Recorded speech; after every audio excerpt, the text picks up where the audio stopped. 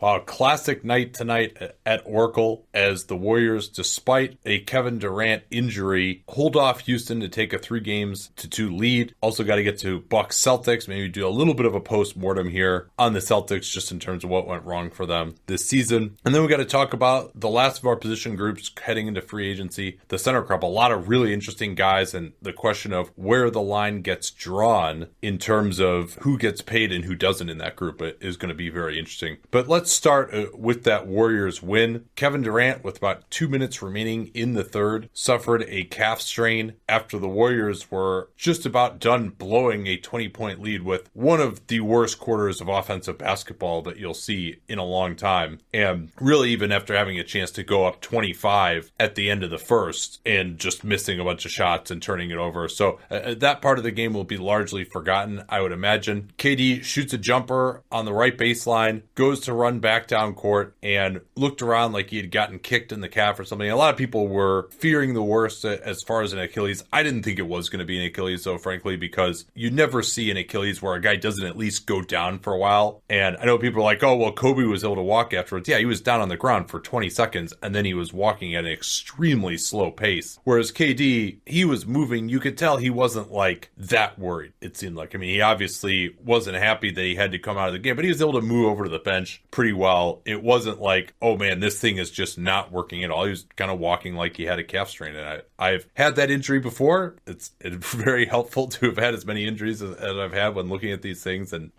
someone said, oh, well, he's walking with his feet flat. That means that he probably tore his Achilles. That's not consistent with a calf strain. And wasn't really true in my experience. For me, you walk with your foot flat because to walk normally, you would have to contract your calf and push off. And that's what hurts. So you want to just walk in a way where you don't have to push off at all. It's not going to stretch it out to just have your foot flat normally. So anyway, everyone was going crazy there. I felt better, but the reality is for the Warriors going forward, hard to imagine that he's going to play in the rest of the series. Agreed.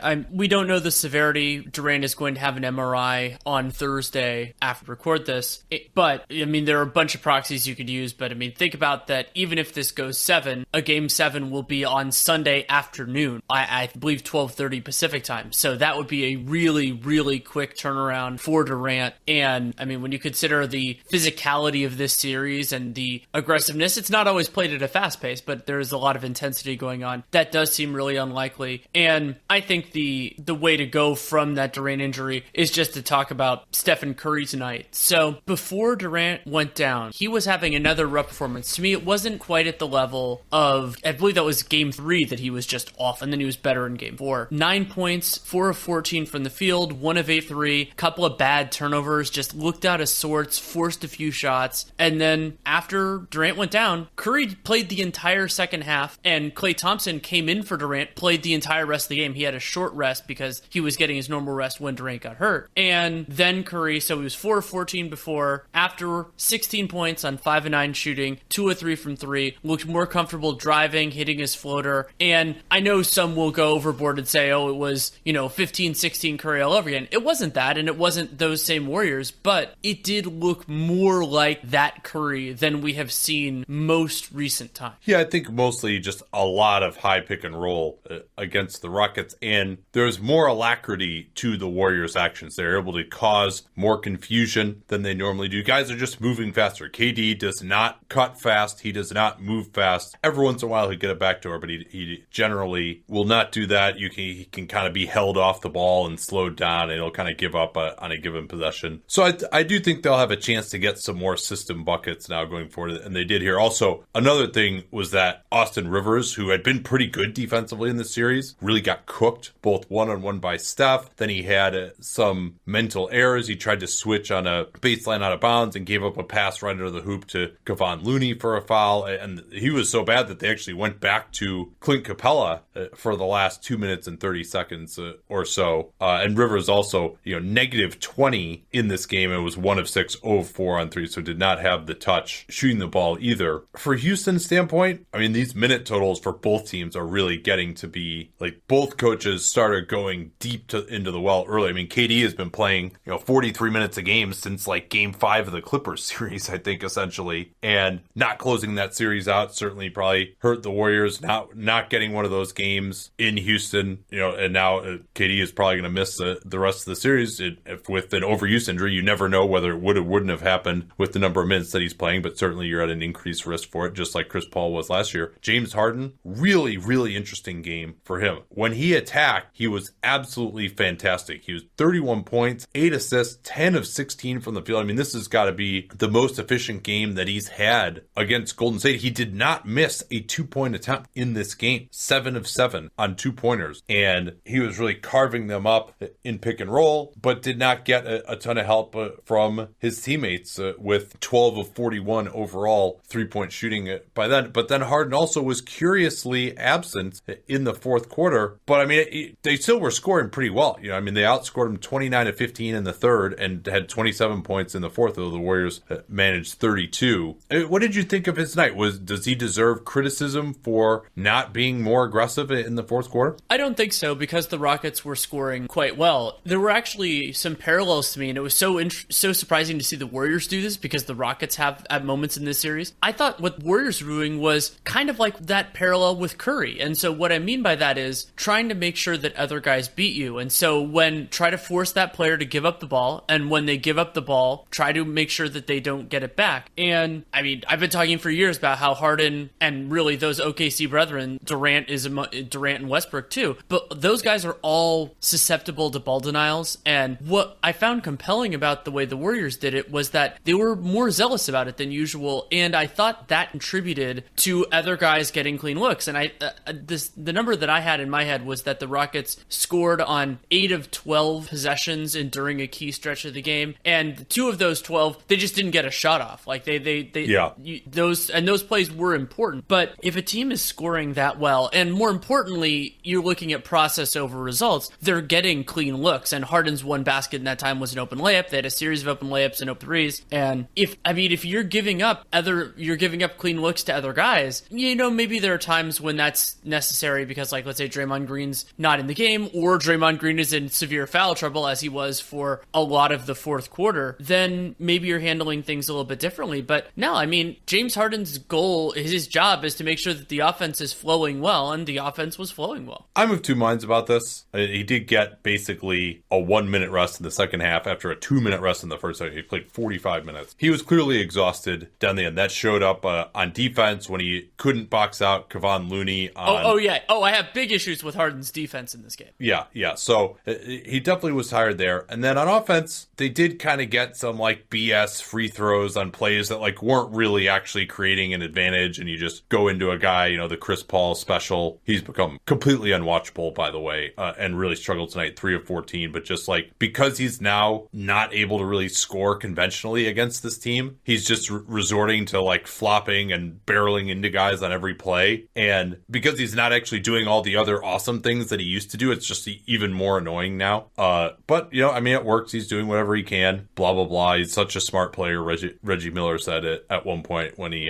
tied up Draymond Green and then flopped, and Draymond gave him a couple of little nudges that enabled him to flop at various points in the game. But they also had some like crazy shots at the end of the shot clock at points. But they were pretty efficient in that fourth quarter. It really was just the other end, I think, that killed them. So, Harden definitely could have settled things down, could have taken more shots down the end, but the offense was not the problem in what was an extremely slow-paced quarter in which they only got up 16 shots overall. I want to throw out one stat just because I think this is telling about this series. And sure, it's probably it's an extreme thing, and you're dealing with small sample sizes here, but the Warriors have a 105.3 defensive rating when Draymond Green has been on the floor 204 minutes. In the 41 minutes he has not played, it's a 131. And interestingly, even though Draymond and Steph Curry's minutes largely overlap, though Curry has missed a little bit of extra time due to foul trouble and a few other things, the split doesn't happen with him either. It's just Draymond Green. He's the only guy where the Warriors have a defensive rating over 110, and it's when he's off the floor. And for Draymond, it's 131. Yeah, and that's even more extreme because a lot of those minutes that Draymond doesn't play are the like CP only minutes at the start of the second and fourth quarter. At least in most games. Tonight it was Harden starting both of those quarters. Kevon Looney was fantastic in this game on the offensive glass, both in the first half and in the fourth. I mean, the offensive rebounding in a lot of ways told the tale of this game. The Rockets started getting a ton of offensive rebounds in the third as they made their comeback. Other than that, the Warriors really controlled the offensive glass. And of the Warriors' last 14 points, 7 were second chance points. Steph Curry got an offensive rebound, got fouled. There's that Looney offensive rebound for a Clay 3 as well. Key point of this game, Draymond Green could have gotten a sixth foul and instead got a charging call on Chris Paul. I mean, that one was extremely borderline, probably just a straight up 50-50 call. I mean, I think it's just stupid that should be a charge, that falling down 35 feet from the basket it can get you a call, but so be it. That's how it's called. And he did get that one. And then immediately afterwards hit a huge 3 off of a Klay Thompson assist of all things in an isolation against Capella. But that could have been a huge play. And then really the Warriors were up 8 with 2:30 left. And it's pretty amazing to think about the Warriors in close games, what they are now, when back in 2015-16, this team was like the greatest clutch team of all time and just had all these amazing comebacks and it was unbeatable down the stretch of games until the very last game that they played in the 2016 finals. To now be this team where it's like, an 8-point lead with 2:30 remaining, you're like chewing your nails if you're a Warriors fan. Well, it's more like what things were before that. I was thinking during the last minute of this game that it reminded me of Game 6 in 2013 against Denver. Yeah. That game when they were up I think they were up 7 with about a minute to go and they nearly blew it. Jarrett Jack threw a ball to the Nuggets and a few other things. And I mean, I was kind of, people know that I'm a very process guy with the end of games. And the Warriors did a couple of interesting things. One, they did something that I like, which was that they instead of immediately calling the timeout, they inbounded the ball. I can't remember who inbounded. I think it was Draymond. Got it to Steph Curry, but Steph Curry was standing basically right on the baseline and got immediately doubled. And so Curry made the right decision and called timeout. They still had 2 remaining at that point. And then, despite, not really having to worry about an 8-second violation or anything else like that, Kerr immediately calls, not immediately, but after they fulfill the timeout, calls the second timeout to advance the ball. Now the Warriors end up throwing it in the backcourt and they get through that possession okay. But burning both timeouts in that fashion almost opened the door for what would have been an even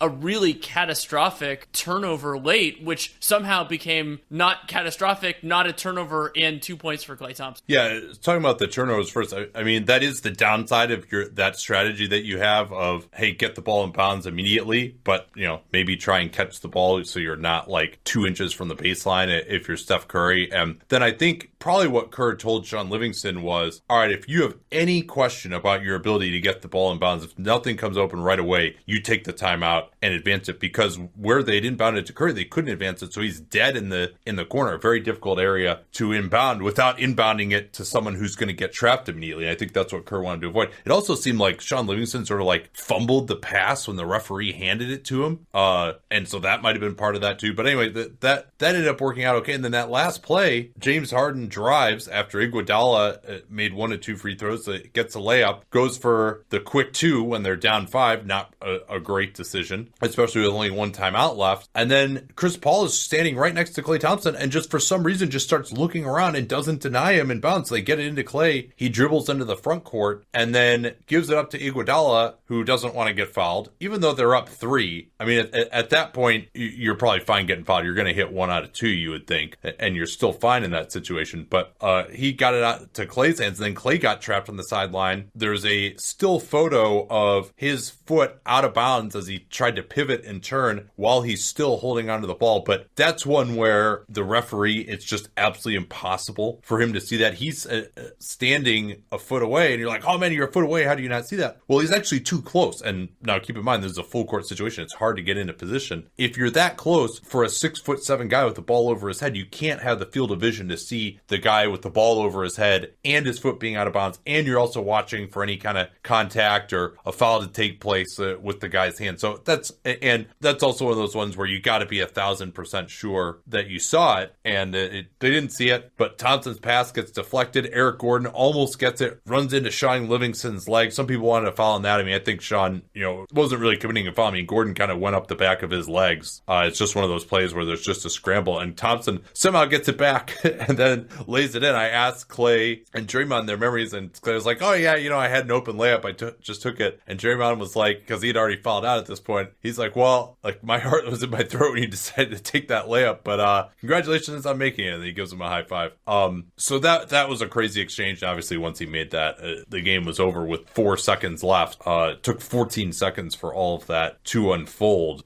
Anything else you wanted to say here about the end of the game or observations on the meat of the game here? Yeah, you brought it up briefly, but Kevon Looney's performance was very important. He had 3 offensive rebounds in the first quarter, which I thought were really important. And then he was really the fifth Beatle when Durant went down. He played a significant portion of the fourth quarter and made a big difference defensively. He's had trouble with both Chris Paul and James Harden in the series after doing pretty well against Harden last year. Had a nice block late in this game, had some offensive rebounds, and he's probably going to get the lion's share of those now available minutes for as long as Durant is out. They'll try some other things too, to be sure, but they can't really extend the 4 remaining starters any more than they have, and other players they'll try. They'll probably try McKinney, they'll probably try Drebko, and there will be minutes for those guys. But Looney can do more. I mean, I've been critical of that, especially like in that early bit when they were playing Bogut instead of him, even though Looney wasn't closing games. And so I thought his performance was big, especially in comparison to Capella, who got in early foul trouble and then just never really had a rhythm. Some of that is Draymond just being a brilliant defender and getting Capella, largely out of this series. But Looney's play, significant. Yeah, he's probably going to have to go 35 minutes at least in the next game. I have another thing. Yeah. Not a surprise to anybody who's followed this team closely or less closely this season. The Warriors had some truly spectacular turnovers in the early portion of this game, and there were so many ebbs and flows to this one. I mean, we didn't even really talk about how the Warriors went out to this huge lead relatively early on, but then they flubbed it away in that third quarter. But they had one of those, I'm calling it a classic turnover, where Draymond inbounds the ball between Curry and Durant can't grab it, and Curry isn't looking, and so it just goes out of bounds. There are no rockets. It's like the definition of an unforced turnover. They had a few other just bizarre ones, like throwing the ball to no one in particular. And the Warriors have this character trait, I guess you could call it, where there are certain things in their game that they can clean up and that,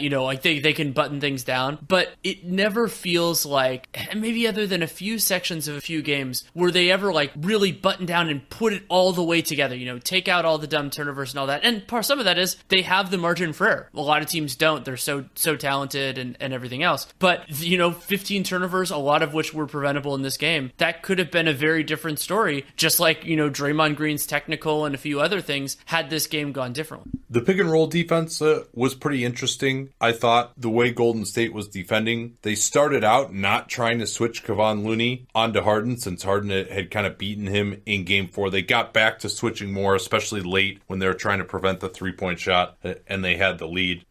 Rockets tried to get Nene some minutes, but he just struggles so much on switches. I think that now that KD is out, they might be able to get some more out of him. I think in game 6, a couple things that the Rockets could adjust to now, knowing that KD is out. Number 1, I might actually consider just double teaming Steph off the pick and roll instead of switching. And especially when the more limited lineups are out there, and especially when it's Capella guarding Looney, which is Looney's probably going to start, to make Steph throw the ball to Kevon Looney and tell Kevon Looney to make a play 4-on-3 when you've got a bunch of other non-shooters with Draymond and Iguodala out there as well. If it's Draymond, you probably switch that. And maybe now you put PJ Tucker on Draymond so that he can switch onto Steph Curry, much like the Cavaliers used to put LeBron James on Draymond so he could switch onto Curry with that pick and roll combo, because Draymond will make a play 4-on-3. I don't know if Looney is going to be able to actually do that. I also think they can find some minutes now again for Daniel House. A big problem that House had was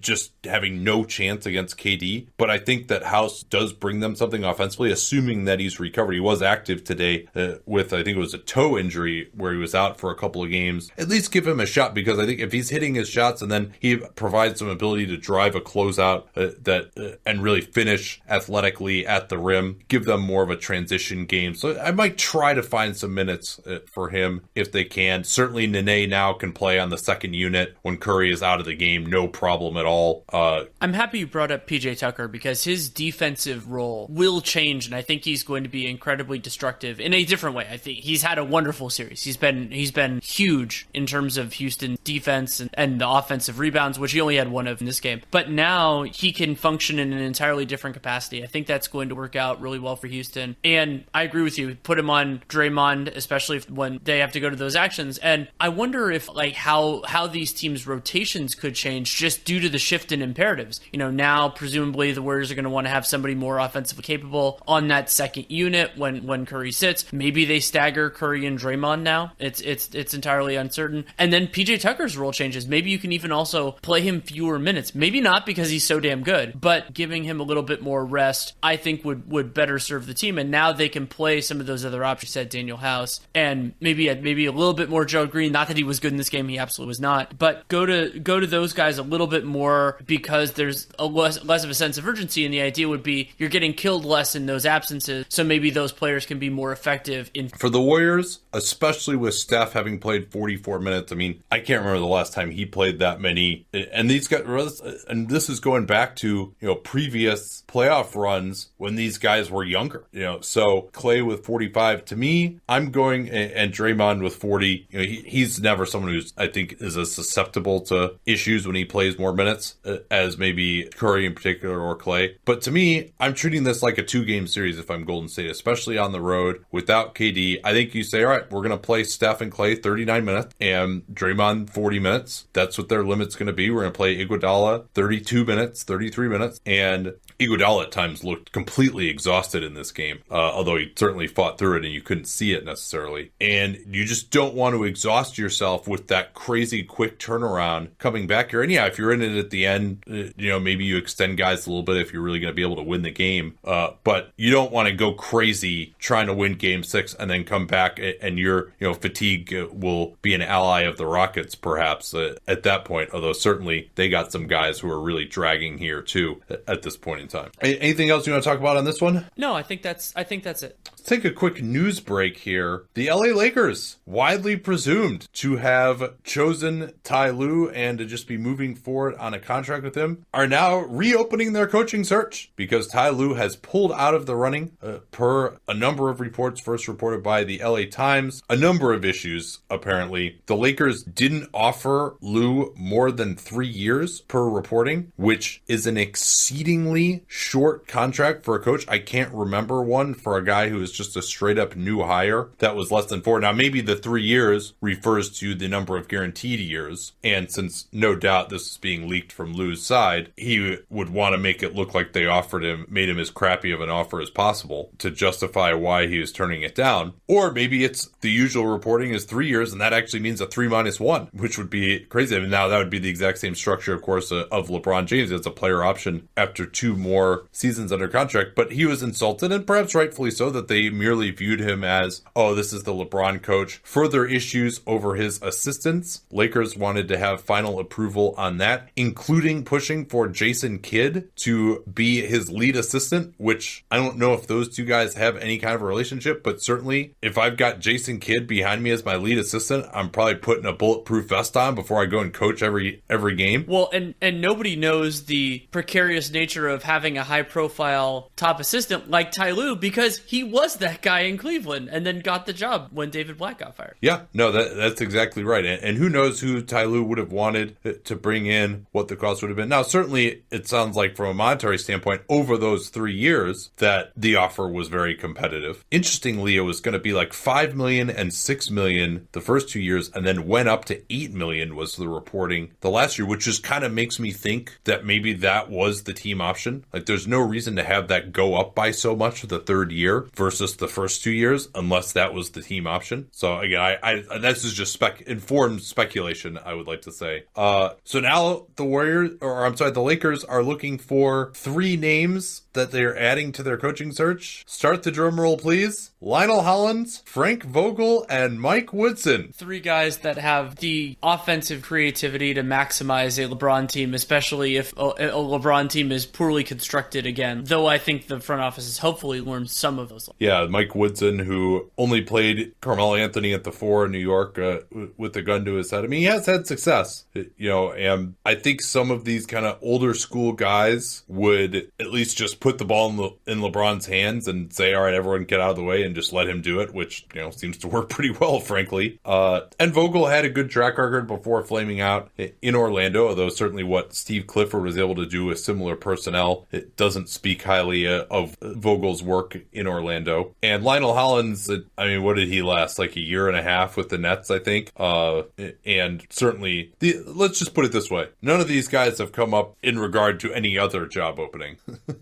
So, yeah, this is not looking good. Perhaps Lou, they'll eventually re-engage, but indications are that, and reading between the lines here, right, Woj tweeting that Rambis has become a significant voice, Kurt Rambis, as opposed to his really well-qualified to make basketball decisions wife, Linda Rambis. So Woj tweeting that at the same time as it's reported that Lou didn't make it in is not a coincidence, I would imagine. So, and then Bill Oram reported today that one of the issues that led to a breakdown between Luke Walton and the Lakers was the Lakers wanting to push some more experienced assistants on him, including, guess who? Kurt Rambis. The front office really wanted him to be hired as an assistant coach. You can't make this up. So yeah, that would really be quite hilarious if they lost Ty Lue, who, I've never been that high on what he was able to do necessarily. We did our coach rankings. I had him in the teens. You were even lower on him than that. But clearly the best candidate that we know of to coach this roster, given the difficulties that can arise with coaching LeBron James. I think there's probably better X's and O's minds that you could get who are first-time head coaches, but is LeBron actually going to listen to those dudes? Probably not. So Lou is clearly, to me, that was the best candidate all along. Yeah, and what is deeply concerning about this, along with the Rob Pelinka rise to power and consolidation, I guess, of power, is the lack of cogent rationale and poor leadership here.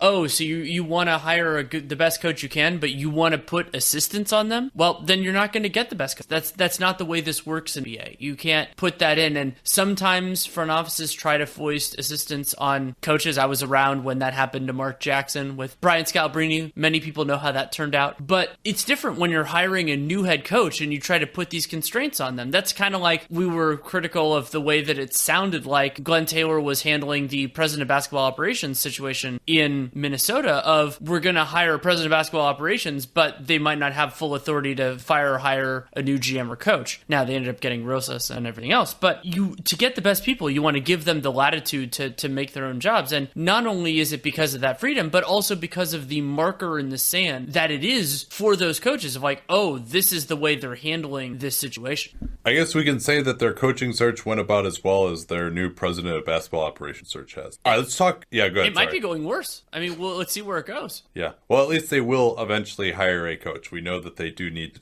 to do that. So certainly a lot of frustration in Lakers land. And it can certainly be frustrating as well if you're in a hurry or you're running late to find yourself at a railway crossing waiting for a train and signals are going. And the train's not even there yet. You could feel tempted and try and sneak across the tracks. Just don't do it. The trains are often going a lot faster than you expect them to be. You're looking down a straight track. You don't have the perspective to see how fast the train is going or how far away it is. And trains can't stop. It can take a train over a mile to stop. And that train is a lot bigger than your car. You don't know how quickly the train will arrive. That's why they have those gates that tell you don't cross at this time. So heed those gates, wait for the train to pass. It's not worth it to try to race it across the tracks. You know the train can't stop even if it sees you. If the signals are on, the train is on its way. And just remember to stop because trains can't. Well, the Milwaukee Bucks completely destroyed the Boston Celtics in the end, 116-91. It was Yabusele time with 10 minutes left in the game. And you figured one thing, the Boston really struggled last game. We know the one thing they're going to do is after 9 of 41 three-point shooting, they're going to shoot much better from three in game 5. And instead, they shot 17.9%, 7 of 39 for a total of 16 out of 80 over the last 2 games. And really, there was no way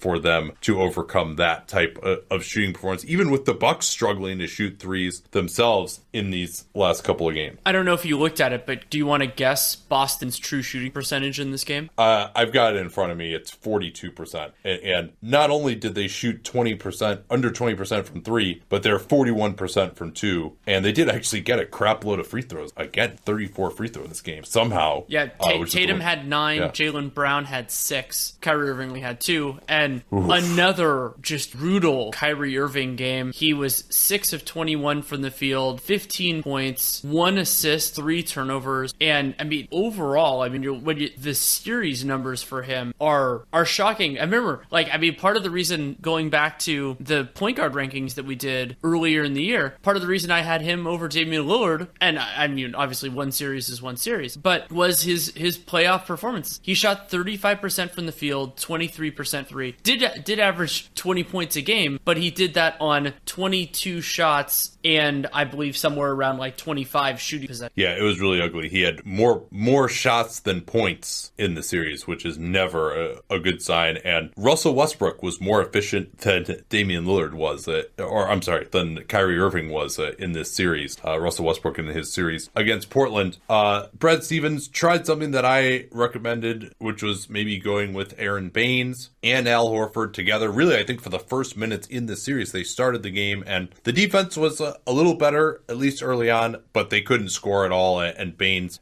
he finished up at negative 22 in only 10 minutes. Bucks were up 9. Boston went an 11-0 run late in the first to make it a little closer, and then the Bucks essentially blew them out from there. Giannis, another very efficient game, 20 points on 8 of 14. He was a game best, plus 33 in only 31 minutes. The only thing to worry about probably if you're the Bucks is Brook Lopez continued to struggle, 0 of 7 from 3 on some very good looks. But I don't really think we need to talk too much about what happened in this game. It was a continuation of what had been happening in Boston. And yeah, Boston missing all of these shots I thought was a little out of character, but the Bucks didn't shoot it well from 3 in a lot of these games too. So clearly Milwaukee was much, much better than them. George Hill continues to look unbelievable. He got an alley-oop today. I mean, he's just shot out of a cannon in these games somehow. We should also mention Malcolm Brogdon. He returned. He returned, played 17 minutes, scored 10 points, 4 of 8 from the field, and now the Bucks winning this in 5, they should get more rest to get these guys right for the Eastern Conference Finals against an opponent that we still don't know. So let's do a quick post-mortem here on Boston. It's been a topic of conversation everywhere, but on this program as well, we've skewed certainly more towards the idea of, hey, you know what? These guys just didn't play well enough. They weren't that good. A lot of people wanted to crap on Brad Stevens, and he said after the game, I didn't do a good enough job with these guys. And that's probably true. And, the head coach has to take responsibility. But, I thought in this series, it wasn't like they weren't getting open looks. I mean, they did the best they could to slow down Giannis. They had a good plan at first. He was able to solve it. They did try some different things with trying to double team Giannis when he came off of pick and rolls at this point in game 5. He tried a lot of different combinations that just did not work. So it maybe wasn't Stevens' best job, but I don't think he was the problem in this series. I mean, they just could not make jump shots. They don't have guys who are able to attack the rim. I think Jaylen Brown, as the season went along, got back to being kind of what he was supposed to be, but he didn't really take a step forward from the playoffs last year. Obviously, Jason Tatum had massive problems in this series and this season, and his star as a prospect has fallen quite a bit. And Terry Rozier said afterwards, hey, I sacrificed the most out of everyone. He said it rather colorfully, but those guys just didn't hit their shots this year. They were just inefficient. They weren't the same guys that they were. They didn't get to the foul line. Gordon Hayward, obviously, that was another problem. He really struggled again and looked better towards the end of the year, but it was really kind of more as almost like a slightly more dynamic Joe Ingles than the real Gordon Hayward that we recognize from Utah, who was a guy who had the ball in his hands a lot. So this team just wasn't good enough. The players weren't good enough. Marcus Smart being out didn't help either, and he was 1 for 11 in the 2 games that he did play. And they got more out of Marcus Morris than they could have ever expected to this year. I think Horford, was playing well by the end. And so just their guys didn't play well enough. Kyrie Irving had easily the worst playoff series of his career. So I don't know that, maybe they got upset with each other. Maybe the expectations being so high internally and externally, and then not reaching those. My expectations were lower to start the season. They obviously were well below even yours and mine. But, that certainly made them miserable and led to strife. But I don't know, I think it was more of a chicken and egg where they weren't playing well and then they got upset as opposed to vice versa. And so, all right, these guys just have to play better and have to be better players, and they just weren't this season. And, I always thought people who were saying this is a 60-win team, 65-win team, were way out over their skis, and they certainly disappointed me this year. But this is not that surprising of an outcome to me, given where they were at the end of the regular season. Well, and I want to go back to the regular season for a beat. They dropped from 55 wins to 49, but using cleaning the glasses garbage time filter, the Celtics actually had a slightly better net rating this year. It's just that they underperformed their point differential significantly this year, and they overperformed it significantly last year. And 55 wins last year was one of the luckier marks. Right, and there was reason to believe that, the optimist standpoint, and I bought into this a little bit, though not as fully as some did, was that, they played this beautiful form of basketball, they overperformed even once Kyrie went down, like that the team did it, and so the idea was that you're adding in not only Kyrie Irving, but you're adding in Gordon Hayward, a talent, both of those guys, arguably a healthy Hayward more than a healthy Kyrie, can be additives to that. Maybe they could keep the ball moving, and I can understand the mental challenge of this for many of the players on the Celtics who, some of them were not even asked in the original iteration of the team to have the roles that they ended up growing into, and they did really well. Jason Tatum last year as a rookie put up a 59% true shooting on 20% usage, was drilling all those threes, and the threes ended up being at least partially unsustainable. 37% this year, nothing to sneeze at, damn sure. But I can't imagine mentally why it would be very hard for those guys to be like, okay, you're taking a step back, not only for Kyrie Irving, but also in certain circumstances for Hayward when they were better than he was this year. But as you said, I think that those are more ancillary because winning is a huge disinfectant, and players who are unhappy can still play really well. We've seen that in various circumstances over the years. But I do think that and this goes back to the series, that when the Bucks started switching everything and it went into, okay, Boston, you need to create an isolation, despite having, I would say that goes to Kyrie Irving and to Jason Tatum on your team, they couldn't do that reliably, at least not against this Bucks. Yeah, and credit Budenholzer for doing that. Eric Bledsoe reportedly advocated for more switching after game one when they were giving up so many open pick and pop jumpers, and I think a lot of their players tried to do the right thing and move the ball a lot, but that just doesn't work as well against the switching defense, and we saw that they were the worst isolation team statistically in the NBA this season, so it ended up working out pretty well there. One other big picture thing that I want to talk about, and this is not their offseason preview, we'll do that at a time, but in this circumstance, we've seen this a couple times in recent years, it can be more important to see how the players themselves, especially the pending free agents, and this team has a couple high-profile ones, how they interpret the season is sometimes more important than how an objective person. Sometimes maybe they see it as, hey, we had some things that went wrong that can be straightened up with another year, and sometimes it could be, no, we're never going to figure this out, or I can find a better circumstance. And it doesn't necessarily matter whether that individual or individuals, whether they are rational or not. It just matters how they feel, because they can make their free agency decision on whatever they want. Last point here, I think we said in the series preview, or at least I did, that on paper this looked like a 5-gamer for the Bucks, and I was willing to make it 6 because we didn't know about Budenholzer's ability to adjust in the playoffs, and giving Brad Stevens credit, and just the fact that Boston's strengths, which is actually shooting a lot of jump shots, and Kyrie Irving against conventional pick and roll defense, matched up pretty well with what we thought Milwaukee's weaknesses. Well, it turned out Kyrie Irving had a terrible series, and Milwaukee fixed a lot of those weaknesses by changing their strategy, which was another thing we didn't give Bud that much credit for. And so, but this is an entirely expected result.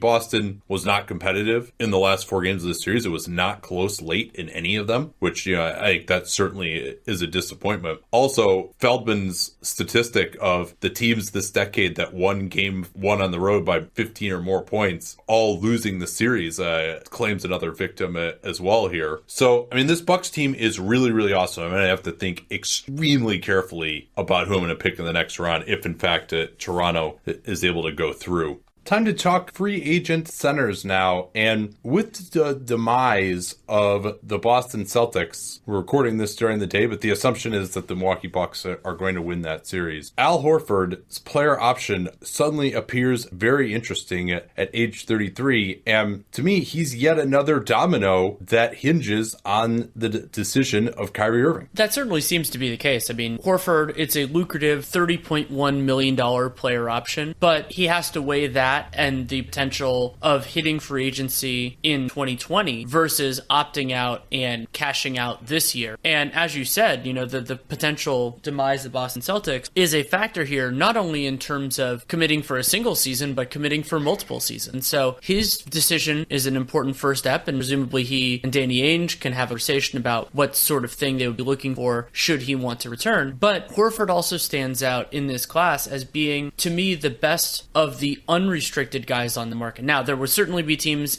if it were equal playing field, that would be more interested in Kristaps Porzingis, a lot younger, but it isn't an equal playing field. And for me, Horford's track record, even though he is about 5 years older than Vooch, that track record makes him desirable. Well, especially for a good team, especially because he is just a Swiss Army knife. He can play the 4, he can play the 5, he shoots threes, he passes, he can post up when necessary, he can guard, at least at this point, although that I expect that to wane, guard a lot of different positions defensively, be part of a number of different kinds of schemes defensively, great teammate. So when you throw all that in, I mean, he's a player who, at least at this point in time, doesn't have any severe weaknesses. And at 33, he did struggle with some knee tendonitis throughout the year, but has had moments where he's looked about the same. I mean, to me, if I try to opt out and cash in with, maybe something along the lines of a 3-year, $75 million offer, and certainly if he opts out, he will get a contract for more than $30 million. I think that because there's just so many teams that would love to have it, right? I mean, Brooklyn would be head over heels if they could get Al Horford, I bet you, with their about $30 million in cap space, even with D'Angelo Russell's big hold. We've talked about maybe Atlanta as a possible place that maybe he would want to go back there. And now the thought would probably be, well, he wants to be on the biggest contender that he possibly can if you're going to opt out in Boston. But I think he opts out just to get more money, and then he can always re-sign in Boston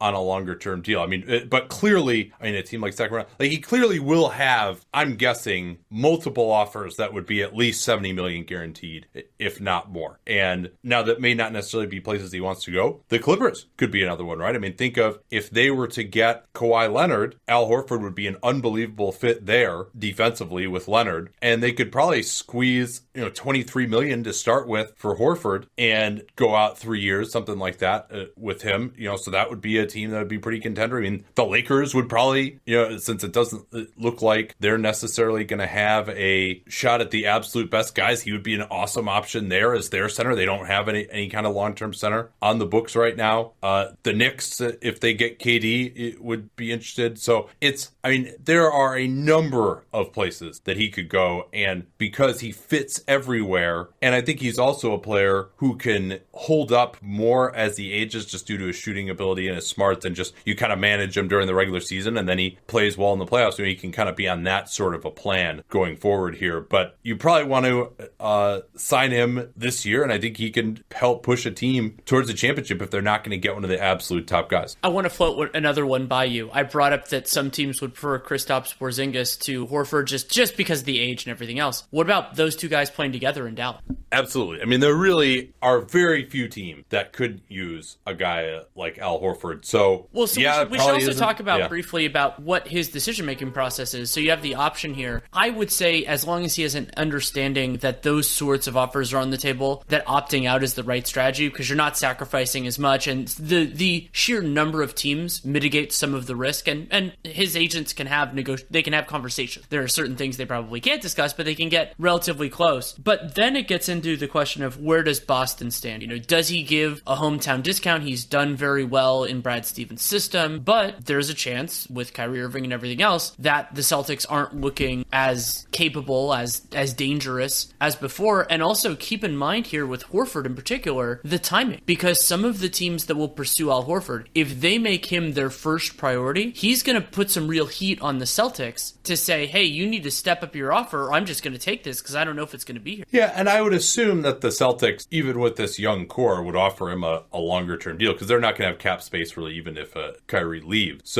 But so much of it is going to depend on the Anthony Davis trade. Well, can they do that before they get a commitment from Kyrie? Well, is Kyrie really going to commit around the draft when maybe Anthony Davis, an agreement at least in principle is reached to trade Anthony Davis? And, if AD comes and Kyrie comes, then Al Horford probably opts out, takes maybe a little bit smaller of a deal on a longer term, and you're part of what would hopefully be a juggernaut. Maybe the Celtics end up moving Gordon Hayward in that instance just to open up. So it's just not a spectacularly expensive team. We'll see too, who ends up getting traded in the AD deal. I mean, that would be a big part of this as well. But, if you're Al Horford and some of those options that I talked about are there, why would you want to go back to Boston other than just, we're here, I kind of like it here, blah, blah. From a competitive standpoint, if Kyrie and AD aren't going to be there, especially because, maybe the Celtics don't come as aggressively with an offer as some of these other teams. So I think, also actually on that note, Danny Ainge, and I'm not criticizing him for this, he is very aggressive about moving guys if they don't necessarily fit his vision. So if you commit to Boston for a couple of years, especially let's say you take a hometown discount, maybe Danny Ainge trades you a couple of years from now if you're less viable and they're going into especially if they have AD, maybe they say AD's our 5, we don't need Horford too. All right, let's talk about the rest of the players. Horford is the only one I have as a star. I don't have anyone as a superstar. Other unrestricted guys in the starter category. Very interesting. I have Nikola Vucevic, just due to his age, at 28, ranked at the top of this group that includes Marc Gasol, his playoff foil. Derek Favors possibly could be available. He's got that non-guarantee from Utah, but you could also see Utah opting him into that or guaranteeing that and then trading him if they're not interested in him. I think that's a value contract to me, whether it's for Utah or otherwise. I wrote that in their offseason preview. I expect Favors to be on that contract, whatever team. Yeah, maybe Dallas has long been rumored to have interest in him. And so and then you step down to Brook Lopez, at 31, DeMarcus Cousins at 28, and a guy that I'm a little higher on than maybe most people are, Dwayne Dedmon, at 29, because I like his two-way ability and versatility offensively to either shoot or go to the rim. But let's talk about Vucevic first here. This is, in Orlando, kind of a mini version of what Jeff Weltman experienced in Toronto, where he comes in with Masai Ujiri as kind of an idea that we're going to break things down, we're really going to start over, and then you have some unexpected success. Vucevic, maybe somewhat similar to Kyle Lowry, takes an unexpected next step as a player in his late 20s, then underperforms in the playoffs. And so your thought now is, well, what are we really getting if we re-sign him? We'll kind of have this same team, which was nowhere close to good enough to win a first-round series, but that's also the greatest success they've tasted in Orlando since 2012. If you re-sign Vucevic, that's probably not going to be a great contract going forward. You're basing it on a career year, and you also know that he doesn't really have the versatility on either end to really be a great playoff player, but you're completely hopeless without him. They're back in absolute tanktastic lottery land. Mo Bamba didn't develop and then got injured, so they don't really have anyone else at center. They're not going to have a ton of flexibility if Vooch were to leave. So, we could talk more about their decision on him, but just thinking about him in a vacuum, Danny, what do you see as a reasonable contract for Vucevic, and also what teams might be interested in him outside of the Mets? We've talked at length about how one of the important developments for Vooch has been that they've defended better than we expected, but well overall with him on the floor, and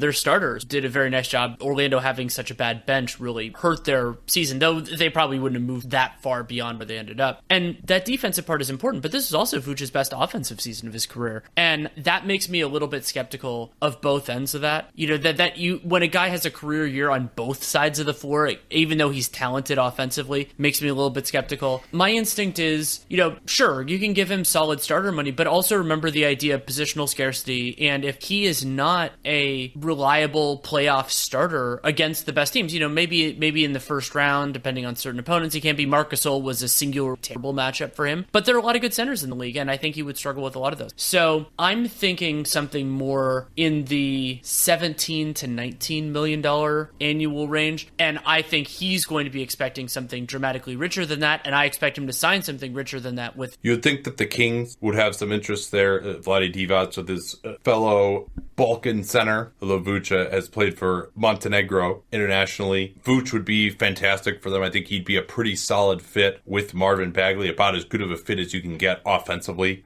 for a center with his passing and shooting ability. It can open up the floor a little bit for him. There's the where else are you spending your money aspect with Sacramento. Outside of that, I'm not sure which teams would really be in the Vooch market. You think about, so all the teams Dallas, listed maybe? For Al Horford. So like the Clippers and those teams of that ilk, I think they will set their sights higher. And if Vooch is the best they can do with their money, I think lots of them would probably just save it. Same with the Knicks and a lot of them. Yeah. I mean, maybe the Lakers, just because, if they just can't get anyone else, and he killed them in 2 games this year. So maybe there's that aspect effect a little bit, although Magic isn't there anymore. So unclear if Magic actually even watched all of the Lakers games. But so, I think there will be a market, maybe Dallas would be a thought there as well. If the Bulls are trying to take another step, I mean, they believe in Wendell Carter, but that's still an interesting one. Don't see him as a Brooklyn fan. It's tough to find it because the young teams, he doesn't give you a ton of upside. I mean, he's a regular season player. He's not a playoff player, I don't think. I mean, and credit to him for getting to be as good as he has been in the regular season, but that is going to limit your market to a team like Orlando, who's kind of like, we're good on the 8th seed, if in fact it is the direction that they decide to go. Sacramento doesn't appear to have the largest of aspirations either. But if you're trying to win a championship, Vucevic is not your guy. And I want to note that Vuce would really help Sacramento. I mean, like the way that he give them a half-court offensive identity. De'Aaron Fox is giving them a big part of the transition one, but they could use that piece, and him defending, the Magic defending well, which was on the floor, is important. And also, to me, Vuce is very talented, and depending on the term of contract, if Bagley ends up becoming more of a 5 than a 4, which is what I expect, but maybe not what Sacramento expects, then you can maybe in a couple of years into that deal, you can start to move things around or accommodate that, whether it's sliding to the bench or trying to trade him. Marc Gasol's player option is for $25.6 million next season. It does seem like there's kind of an undercurrent of him opting in, but I think so much depends on what happens with the rest of this Toronto season. If they make it to the East Finals and have a close loss there, or they make it to the NBA Finals, or even win the NBA championship, I think the better they play, to me, it seems like kind of the more likely he might be to opt in or do the opt out and extend for a little bit longer. I mean, he is at 34. I do think that the Raptors prize their flexibility after next season when Lowry, Gasol, Ibaka all would come off the books, Van Vliet, and of course, much depends on what happens with Kawhi Leonard. I mean, maybe if you're Mark, what you do is you opt out, because it doesn't seem like the type of thing where, like, when he has to decide by the end of the league year before it flips over that he's going to know with Kawhi. It doesn't seem like Kawhi is going to like, oh yeah, here, I'll let you know what we're doing in advance here. So maybe he just opts out as a precaution, just in case, it falls apart in Toronto. He wants the ability to go somewhere else and compete for a championship, possibly. Well, or theoretically, he could opt in, and then if Toronto isn't competing, try to get a give some money back in a buyout later on in the year and go somewhere. That's possible. I mean, I think they would still, even without Leonard, they with Siakam, Lowry, I mean, they would have a playoff team. I think they would want to keep him, and so I don't know. I think the more I think about it, I think he will opt out, but it's just a question of when if he's going to come back to Toronto. I mean, I could see Toronto asking him to opt in and him kind of be like, I don't really want to do that. Now we get to the real variance, guys. To me, I mean, Brook Lopez, fabulous year with Milwaukee, but the Bucks have a limited capacity to bring him back because non-bird rights can be very useful. We'll see this theoretically maybe with Trevor Ariza or Jabari Parker in Washington, but non-bird rights can be totally fine, or KD back in the Warriors did that in 2017. But when a player takes what looks like a discounted deal, then non-bird rights aren't enough to re-sign them. So that means the Bucks have to dip into the mid-level exception, since it looks like they're not going to be a cap space team unless Chris Milton leaves. And I wonder what other options, what other offers are going to be on the table for Lopez, 31 years old, but we have proof of concept. Yeah, and you would think, I mean, he seems really happy there. Maybe the Bucks can get around the fact that other teams might offer him more money by just taking the years out further in a mid-level type of deal. But Lopez runs into the issue where, at age 31, he's not the offensive player that Vooch is. He's more of a one-trick pony. We've seen that he, has had years like with the Lakers where he didn't look nearly as good. He has to be part of a specific kind of defensive system. Well, he has looked better on the perimeter in these playoffs. But here are the list of teams that need a center that have more than the mid-level exception to offer. And when I say need a center, I mean need a starting level of center, that you're going to pay more than the mid-level exception, right? Like Brooklyn, for example, they've got Jared Allen. Yeah, they might get a center who was like a real huge upgrade on Allen, but I don't see them wanting to play like Brook Lopez over the mid-level exception. I think they have other needs that they would like to try and fill out with that money. So, and this is just a projection, could be wrong. Atlanta could use a center. Dallas, the Clippers, the Lakers, New Orleans, the Knicks, maybe, unless they want to start Mitchell Robinson, and Sacramento. So which of those teams wants to give Brook Lopez more than the mid-level? I'm not sure that really would work for any of them. And if it does, it would probably be on a short-term type of deal where these teams strike out on cap space and just want to roll it over to 2020 and, hey, Brook Lopez will give you a 1 year, $15 million, that type of thing. So So I could very easily see the Bucks, despite their limitation, still being able to offer the most amount of guaranteed money to Lopez, even if it does have to be over a longer year. Yeah, and I mean, when you consider the success that they've had, and it is possible theoretically, and we don't know how this Bucks season is going to end as well, that Giannis could theoretically leave after next season, but the Bucks have a lot of good pieces together. Bledsoe already extended. I expect Middleton to re-sign there. So him committing to that team, I think that's,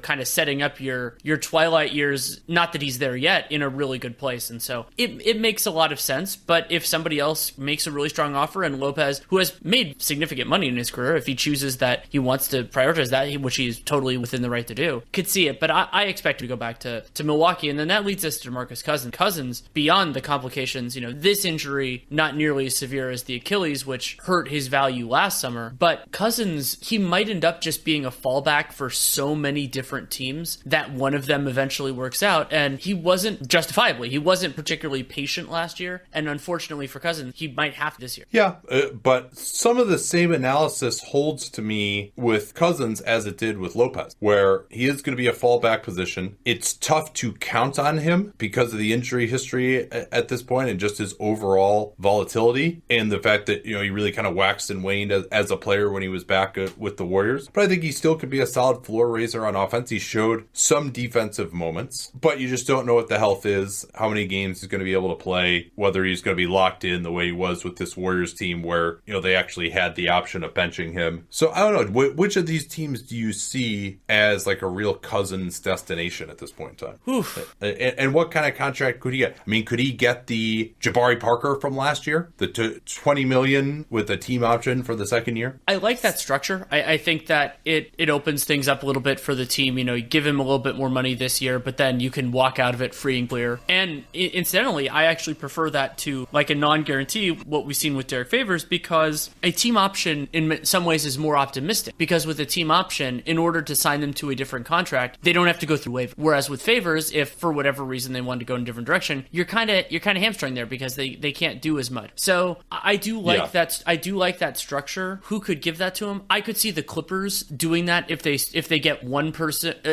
Depending on how their offseason goes, I could see the Lakers doing that as well. If they're, maybe let's say Anthony Davis gets traded, but is somewhere where they're not convinced that he's going to stick around long term. So that gives them a little bit of flexibility. By the time they have to decide on that team option, they should have a pretty damn good idea whether they're going to need that cap space. I think Brooklyn could do differently and probably do better, especially because I really like Jared Allen. And for some strange reason, I'm guessing Sacramento will not be in the bidding. You never know. I'm guessing that would be because he would not return their calls rather than Vlade not reaching out. That's my instinct. I don't know anything. I haven't talked to DeMarcus about this ever, but I'm guessing he has more ill will than they do, other than maybe the announced team, but that's a little different. Yeah, well, if they're willing to make a commitment, then that could change things. So I mean, the thing that he has over someone like Lopez, though, is a lot of upside. If he plays the way that he played in his best moments, even this season, he could be a really powerful player. So you could very easily see a team like the Lakers or Clippers, or the Clippers a little more culture focused these days, rolling the dice on him if it doesn't work out, and then there could be some sort of a team option type of deal. So I do think, of those cap space teams that I mentioned, really Lakers and Clippers, and maybe Dallas, who have always had an infatuation with him, it seems like as well. Those seem like the teams to me. I don't know about New York necessarily. I mean, you could see him maybe going there if they get KD and then they just use the rest of their space to just get other guys that aren't all at the max. But no, I think for me, $20 million guaranteed is probably about the most he can get. How many years that's going to be. Maybe it even ends up being less than that. There's still, I think if KD leaves, a possibility he could return to the Warriors, although really they can only offer him probably $6.4 million. And then they would have early bird rights on him the next year, but that wouldn't really enable them to get up much past about $10 million there anyway. So per season. Dwayne Dedmon is an interesting one. I imagine he'll probably be in line for a contract somewhere along the lines of what he was just coming off of, $6-7 million a year. Could very easily see him being back in Atlanta as well off of that. They have plenty of cap space. His cap hold won't be huge. It'll be less than $10 million. So they could even offer him, a bigger 1-year deal to come back at 29 after they conduct whatever other business that they're going to conduct Dunc'd and sign him to that. Then we get into the rotation guys. Jonas Valanciunas, player option at age 27 for about $17 million. Any chance he opts out of that? I'd say it's pretty low because while there are a lot of teams with cap space, there are also a lot of guys ahead of him, both at the center position and not at the center position. So I don't. The reason why a player of his age would do it would be because I don't think having agency over his destination this young is that big of a deal. Would be if he could get more security, but I mean 17.6 is a lot of money for anybody, and I don't think he would get that on the open market. But yeah, I mean, could you see like mid-level exception? Seems like he's a very good offensive center, but there's so many guys like that, who are just decent pick and roll guys, can post up, get some offensive rebounds, and then take up space around the rim, but too slow lateral. I mean, there's a lot of guys like that. Right. In the right role, he could be effective. And once you get past a certain threshold, I mean, when we did the center rankings last year, I said it was around 13. The surplus value of those players to me is much more limited, and so not every team feels the way I do, and that is a very good thing for players like Valanciunas. But that I use that to kind of temper expectations because those types of players. I mean, there's so many centers now, and you think about all the different ways that a team can occupy 35 to 40 regular season minutes at that position, especially if it's a guy who you don't think is going to be as much of a positive in the playoffs should you make it. Yeah. Give some context to some of these guys we've talked about. We did this relatively close to the playoffs. These would probably change a little bit, but some of the guys we're talking about, I had Al Horford as my number 6 center. Vooch is overall in the league. Vooch at 7. DeMarcus at 9. That's probably giving him too much credit, and this recent injury would knock him down there for sure. Brook Lopez at 11, but again, he's older as well. Marc Gasol at 15. Derek Favors at 17. Dedmon at 18, which most people wouldn't agree with. They think I have him way too high. JV at 20. So these are the guys that we're kind of talking about here, and where they fall. DeAndre Jordan at 30, still probably, puts up the points and rebounds, but just his effort last season was pretty terrible. He didn't even want to get bought out and go to a contender. Apparently, he just wanted to stay with the Knicks and can still get up for some alley-oops, but he's not even close to where he was with that stuff. Goes for some offensive rebounds, but then doesn't get back on defense. I mean, I think of him as one of these limited starter guys who could maybe start the game for you, but he plays 20-25 minutes at the most. So Robin Lopez kind of falls in the same category for me at age 31, but certainly a guy who could possibly start for you. Hassan Whiteside, I think he might opt in, so he probably won't be on this list. I think Aaron Baines also probably opts in as well at age 32 to that $5.5 million.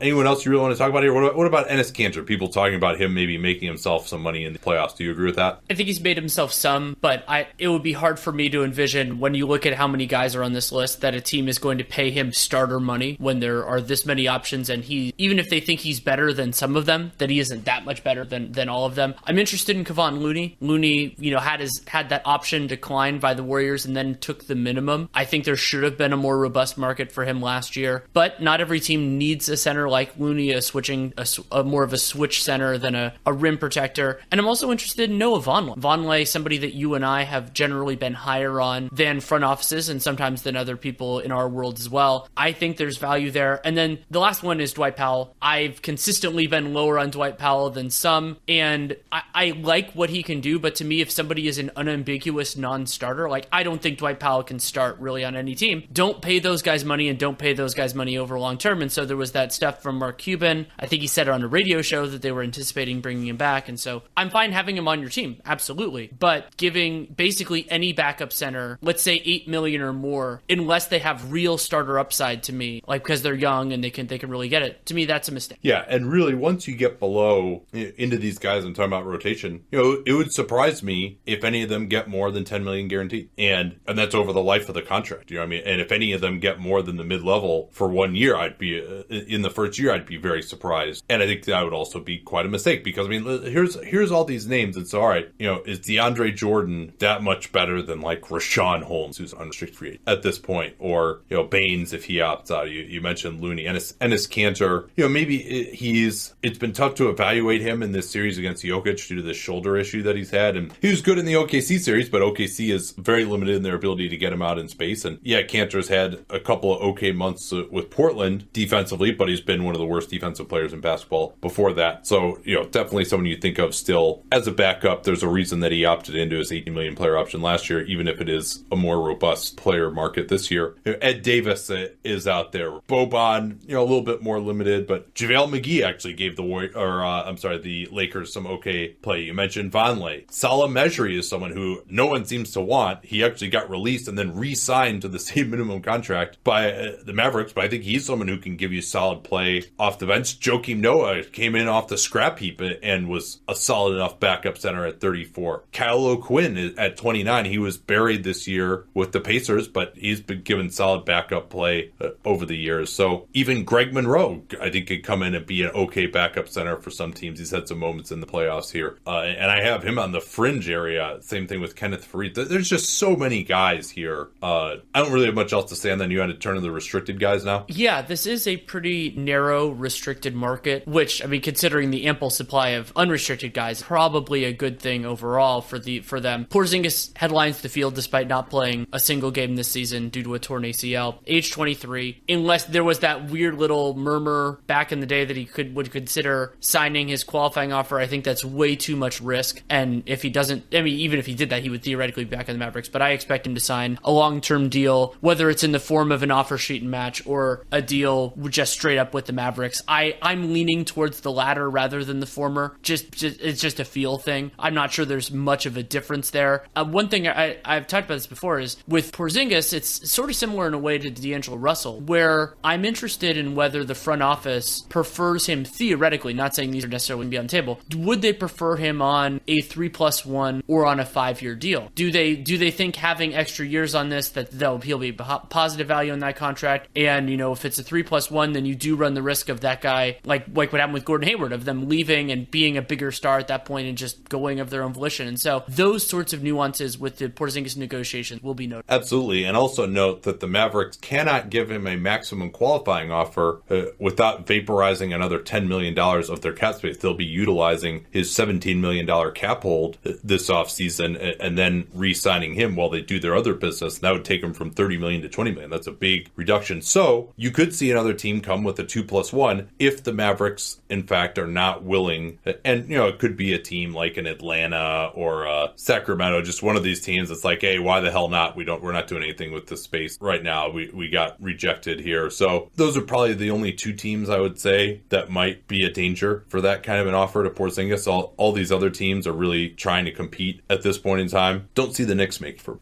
So I'm guessing that this is going to be more one of these, okay, if you're Dallas and Porzingis, you want to get him under contract. You don't want to push him towards a qualifying offer, which it's going to be a low qualifying offer too because he didn't play it all last year. You won't make the starter criteria. But we can't piss this guy off. We traded for him to be the centerpiece of the franchise. We gave up 2 first-round picks and Dennis Smith and took on some bad contracts to get him. My prediction has continued to be that it's going to end up somewhere in that Joel Embiid type of territory where there might be a non-guarantee based on that injured knee if he re-injures that again, but he would have to be waived for them to reap that. You know, something where the first 3 years are guaranteed and then there are injury guarantees in the 4th and 5th year that would guarantee with certain amounts of games played or something like that. Like, that's where I see this ending up. Maybe it's 4 years, maybe it's 5, and maybe it's a little bit less than the max, but I mean, he still has them over a barrel despite the fact that there may not be just some perfect market for him and a team that's really realistically going to come in with the exact offer sheet that he would want. And frankly, for Porzingis, given him his injury history, he probably would want to get the 4 or 5 years rather than a 2+1 anyway. Let's look at Willie Cauley-Stein as a rotation guy. I have him. No starters in the restricted realm. Cauley-Stein has a big cap hold at $14 million. You could see, depending on what Sacramento wants to do,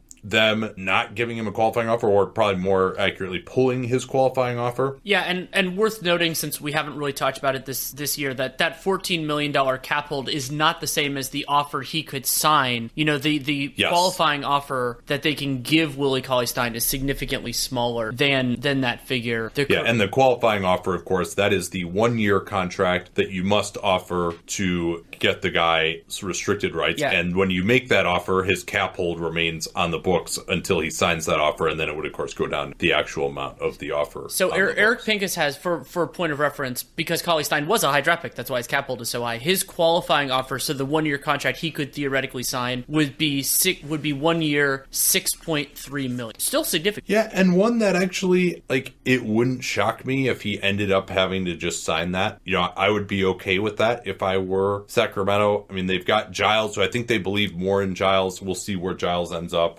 They've got Bagley, who's probably going to need to play some 5. They might want to just upgrade at the center position. With the center market being as saturated as it is, that might be the one place where they could really get a difference maker with their money as opposed to some of the other positions. And I just don't see them offering any kind of starter money to Cauley Stein. I do think it would be interesting to see him in another system where he could switch more, where the floor was more spaced, where he could get up for some of those alley-oops. But I think he's a little bit of a spacey defender, takes too many shots, like trying to post up or drive or shoot mid-range jumpers when he needs to really more stay in his lane offensively. So I'm not a believer in him. You could see a team like Houston loving to have him and him being really effective there, but they can't offer him much money, obviously, and there aren't a lot of teams that play that way. So, I think this is one that's headed to an impasse. I mean, we can talk about this more in the Sacramento section of what exactly they would offer him, but, I could see him maybe hitting the open market. I could see him signing the qualifying offer. I don't see any circumstances in which he's going to get a particularly significant offer in restricted free agency. Maybe $6 million, $7 million a year might be something. It could be one of those things even where he's just like, hey, I've got this offer. You want to just let me out? And Sacramento's like, all right, fine. I just don't think he's that big a part of what they're for, but I could be wrong there. We'll see. Then we've got a bunch of fringe guys who are kind of interesting. To me, that's headlined by Jordan Bell at age 24, despite his disappointing season. Yeah, Bell, it is surprising at times how underutilized, how little utilized been with the Golden State Warriors, who can at times run a defensive scheme that really does fit his skill set, but he's been behind basically everybody in their center rotation this whole year, despite, largely doing well last year. The ones that I'm more interested in, more because of just kind of gaming it out, Zubac, to me, is actually the Clippers free agent most likely to stay a Clipper, just because his cap hold is super low. Even if he got basically played out of the series against the Warriors last year, there's still plenty of room for him, especially if the Clippers use their cap space this year, as opposed to sliding it to 2020. And then Thomas Bryant. Bryant had a nice offensive season for the Washington Wizards. We don't yet know who their general manager is going to be, but another player who has a low cap hold and match rights. So I'm guessing that will lead to other teams being a little bit more scared off, because even if they think Thomas Bryant is the best of these options, A, he's restricted, and B, he's on a team that very easily could match him without having to really take any ill effects from it. Yeah, and I meant to move Bryant and Zubac up into the rotation category as well. That was an oversight. I think Zubac is better than Bryant, but I think Zubac, it seems like, so you could see him getting something in the $4 million a year range for 2-3 years, something like that, maybe. Bryant, I think, just has real problems defensively. He is someone who might get overrated a little bit. He is young at 21, but was a big part of the Wizards' problems defensively. And he scores efficiently around the rim, but he was set up very well to do that this year. And then you've got a couple other guys. Frank Kaminsky, I'm guessing that they're not going to offer him a qualifying offer, and he'll be unrestricted at age 26. Daniel Tice, coming off 2 years of minimum salary with Boston, but hasn't really been as good this year, I think, coming off that knee surgery in the offseason. Then you've got a couple of other interesting guys. Kem Birch is one who actually should be in the rotation category as well. He's given some really good play to the Magic this year. I think he can be another one of these speed backup centers, and another one who can provide really good production as a backup center, where you're like, okay, why are we going to pay a bunch of premium money when we could get someone like him? But I think he's someone who's deserving of $3 or $4 million a year for a couple of years at age 26. Should we talk about the Unicornet? I think we should talk about ending the podcast. We can do that too. he is a restricted free agent at age 24. Let's end it here. And up in the air when we're going to come back. We might wait until Friday to do the next show. If there are like classic games on Thursday, maybe we'll do those. Maybe we'll wait until Friday, and then we can get that game 6 of Golden State and Houston in there as well. So up in the air a little bit, but we will for sure be doing NBA cast tomorrow. I think we'll do the end of Philly and Toronto, and then we'll do Denver and Portland game 6. So we'll see y'all then.